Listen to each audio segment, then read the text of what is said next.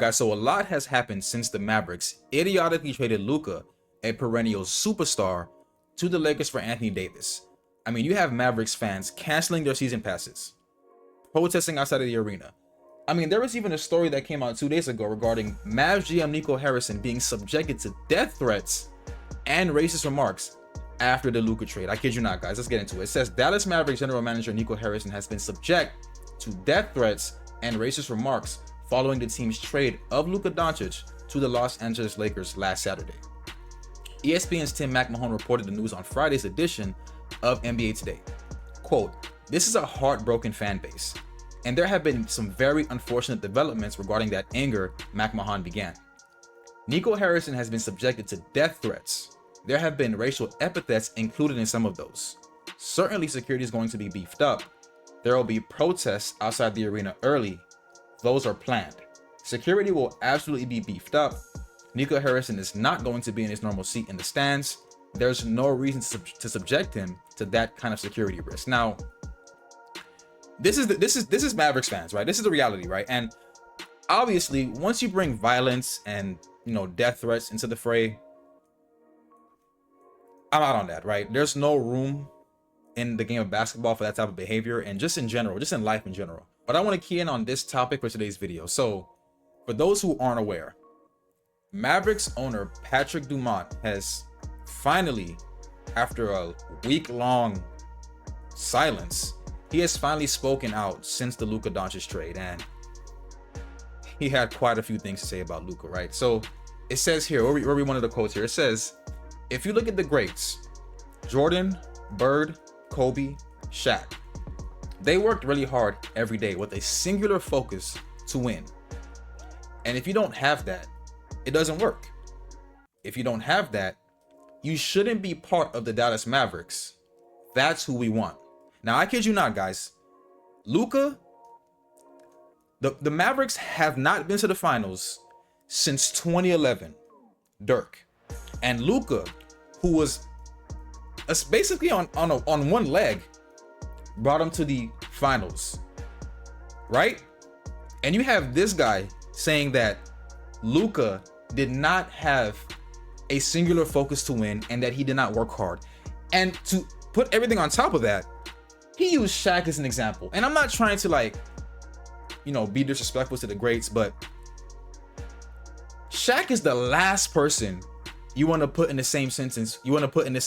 With working hard every day with a singular focus to win. Let's keep it a bean. Shaq was the most dominant force the NBA has ever seen. And if this guy, I'm gonna keep it honest with you guys. If Shaq actually had the drive that Kobe had, that Jordan had, he'd be the GOAT. Now, this article here by Sports Illustrated, where they're actually absolutely cooking Mavericks ownership, right? It says Mavericks ownership embarrassingly breaks silence on Luka Doncic Lakers trade. But before we get into the article, guys, all I ask is for you to drop a like on this video and subscribe to the channel. It's absolutely free. And let's get to the main point of today's video. It's been a week since Dallas decided to trade Luka Doncic, and now ownership wants to say something. All right, all of a sudden, right? It has been a week since the Dallas Mavericks decided to trade Luka Doncic to the Los Angeles Lakers for Anthony Davis, Max Christie, and a 2029 first-round pick. Since then, we've heard from nearly every party involved in the trade. Luka Doncic, Anthony Davis, Lakers GM Rob Pelinka, Mavericks GM Nico Harrison, and Mavericks coach Jason Kidd. Harrison swears that the deal was kept between himself, Mavericks ownership, Pelinka, and Lakers ownership until the final minute. And now, Patrick Dumont, the new governor of the Mavericks after Mark Cuban sold the team during the 2023-24 season, has released a few statements on the trade. Quote, and this is the full quote that I showed you guys at the beginning of the earlier in the video. This is the actual full quote. Quote, it says, "In my mind, the way teams win is by focus, by having the right character, by having the right culture, and having the right dedication to work as hard as possible to create a championship winning outcome. And if you're not doing that, you're going to lose. If you look at the greats in the league, the people you and I grew up with, Michael Jordan, Larry Bird, Kobe Bryant, Shaquille O'Neal, they worked really hard every day with a singular focus to win. And if you don't have that, it doesn't work. And if you don't have that, you shouldn't be part of the Dallas Mavericks. Yes, notoriously hard worker Shaquille O'Neal, who we just spoke about this, who constantly showed up to camp out of shape and overweight, but was still able to win 4 championships as one of the most dominant players in NBA history. And they also said that Luka was like 270. I saw the pictures of him in a Lakers uniform. Doesn't look 270 to me, probably 250 at most. But even if he was 270, 270 is making me a 5-time first-team All-NBA? Shit. Hey, I don't know what to say about that, but I'll leave it there. Let's continue. The Mavericks were also just in the NBA Finals last season, 3 games away from hoisting the Larry O'Brien Trophy. The notion that Luka Doncic doesn't drive winning is utterly ridiculous, and I want to make it very, very clear. I am on the side of Luka Doncic. The Mavericks, the fact that this is even a reality, that they gave away a 25-year-old, not even in his prime yet, for Anthony Davis, who's, don't get me wrong, who's an all-NBA player, 2-way player, but he's 32, right? He's 6 years older than Luka, 7 years older than Luka. I mean, come on, right?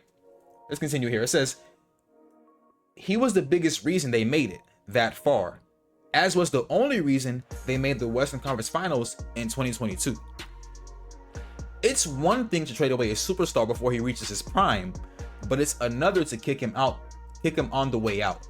Both Harrison and Dumont have brought up improving the culture of the team when speaking of the trade, when every player in that locker room has come out and said that they're going to miss him. The fan base is already mad at ownership, and they're not doing themselves any favors. And that's the article, guys. Honestly, look, listen, and this is going to be too long of a video, but it is insane to me how the way the Mavericks are handling this. You know, like, Patrick Dumont is essentially saying that Luka isn't a winning player, and I'm sorry, man. 28-9-8, just made it to the finals last year. Western Conference the year before that. The Dallas Mavericks were nothing before Luka Doncic, and for this to be a reality is absolutely insane. But hey, look, man, the Mavericks, Luka plays against Utah today. I expect a big game from him. I really do. But that's it for the video, guys. Let me know what you guys think about this topic. This is absolutely insane. Don't forget to like and subscribe to the channel. I appreciate the support. And as always, I'm out.